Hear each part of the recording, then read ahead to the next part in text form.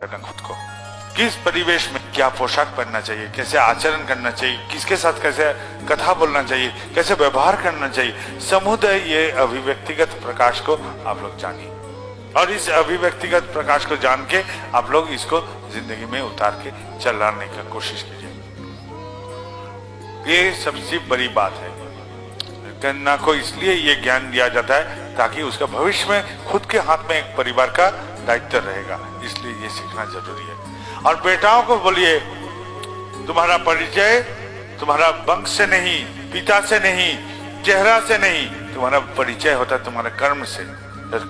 कर्म प्रधानता सिखाइए। फिर अपने रिश्तेदार को बोलिए, सजाती के आदमी को बोलिए, हितैषी जन को बोलिए, एकदम संजोग आ जाएगा, चिंता नहीं करना पड़ेगा। और एक बात है, जो लोग अस्वस्थ हैं, बीमार हैं, उनके लिए कुछ बात मेरे पास है। वह है, आश्रम में जहाँ रहता हूँ वहाँ एक ऐसा लड़का है जो आश्रम का सहयोग करने आता है। उसका बेटा, खेलता कूदता बेटा अचानक बीमार पड़ गया।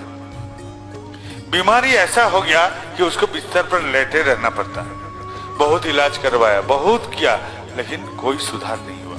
लाचारी से वो आके हमको बोलता है, दादा क्या करें? तो मैंने बोला मेरे साथी को, इंटरनेट दबा। इंटरनेट में दबाते गया और ये जो बोलेगा उसको लिखते जा। लिखते गया, लिखते लिखते जो रोग निर्णय किया इंटरनेट ने वो अद्भुत था। वो रोग का चिकित्सा एलोपैथी दवा में नहीं था, कोई हल नहीं था एलोपैथी दवा में उस रोग का।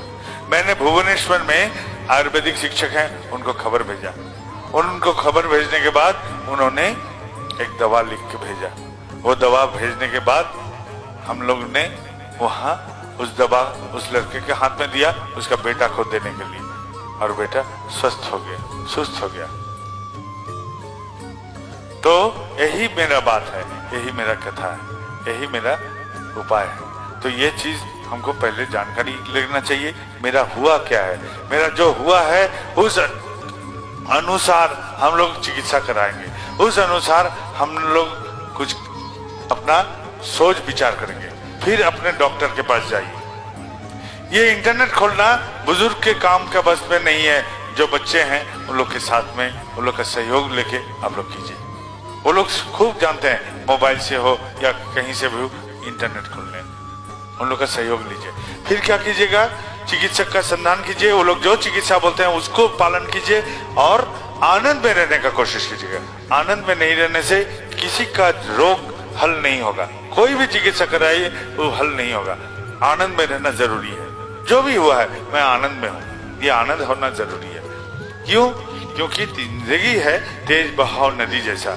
ये नदी में यदि कैसा होता है जीवन, तेज बहाव नदी, उस बहाव में यदि हमको नाव को ठीक रखना है तो नाव को हम पार का एक गाज के साथ बांध देते हैं ताकि नाव भाग ना जाए। और ये जो बांधते हैं उससे नाव हिलता डुलता है तेज बहाव में, लेकिन भागता नहीं है।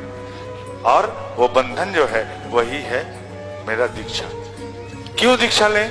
क्योंकि मेरे संसार का जो स्थिति है तो हम लोग को ये दीक्षा लेना जरूरी है मन का रक्षा के लिए।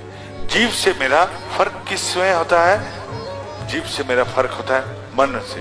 मन से ही फर्क होता है जीवों से मेरा, क्योंकि जीव जंतु चाहता है आहार, निद्रा, मैथुन, लेकिन हम इंसान चाहते हैं इसके बले और कुछ। हम लोग चाहते हैं मेरा जिंदगी जो भी है, जहां भी है, उससे और बेहतर कैसे बने, जैसा हूं उससे और भी अच्छा कैसे रखूं। ये सोच मेरे मन मुझे देता है।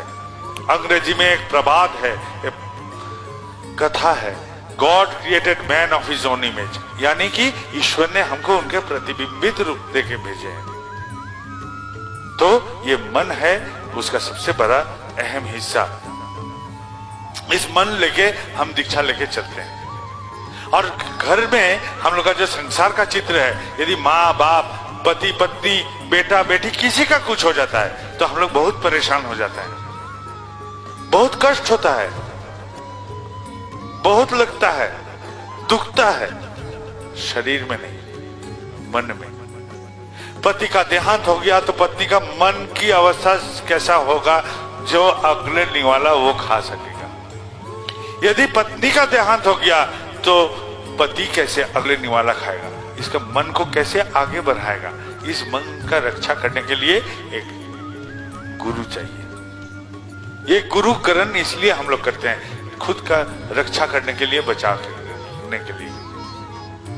अब सांसारिक चित्र में हम लोग क्या करते हैं, वो गाली देता है तो हम गाली देते हैं, वो मंद आचरण करता है तो मैं मंद आचरण करता हूँ, वो ढेला मारता है तो मैं पत्थर मार देता हूँ। हम लोग सामाजिक स्थिति में ऐसा करके व्यवहार करते हैं। अब जब गुरु ग्रहण कर लिए हैं तब सबसे पहली बात क्या होगा, वो जो मंद आचरण करता था, ये मंद आचरण यदि मेरे ठाकुर के साथ करता तो ठाकुर इसके साथ क्या व्यवहार करते, वही मैं करने का कोशिश करूंगा।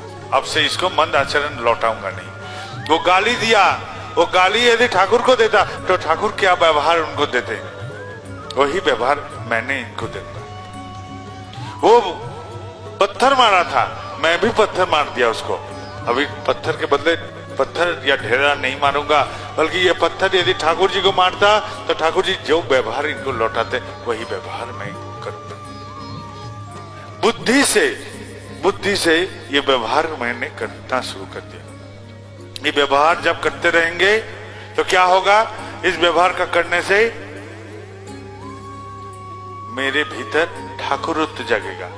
ठाकुरत्व जगना मतलब मैं ठाकुर को क्या समझता हूं और उस समझ के साथ मैं वैसा ही करने का कोशिश करता हूं, यही है ठाकुरत्व जगना। और ठाकुरत्व नहीं जगने से कोई मेरा केंद्र नहीं, कोई मेरा ठाकुर नहीं।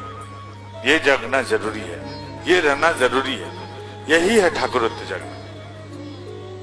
ठाकुरत्व किस लिए जगाते हैं हम लोग, क्योंकि अज्ञानी वही है जो मंदिर में भगवान को खोजेगा, अज्ञानी वही है जो मूर्ति में भगवान खोजेगा, जो मनुष्य में भगवान खोजेगा, और ज्ञानी वही है जो खुद के भीतर उनको जागृत करेगा।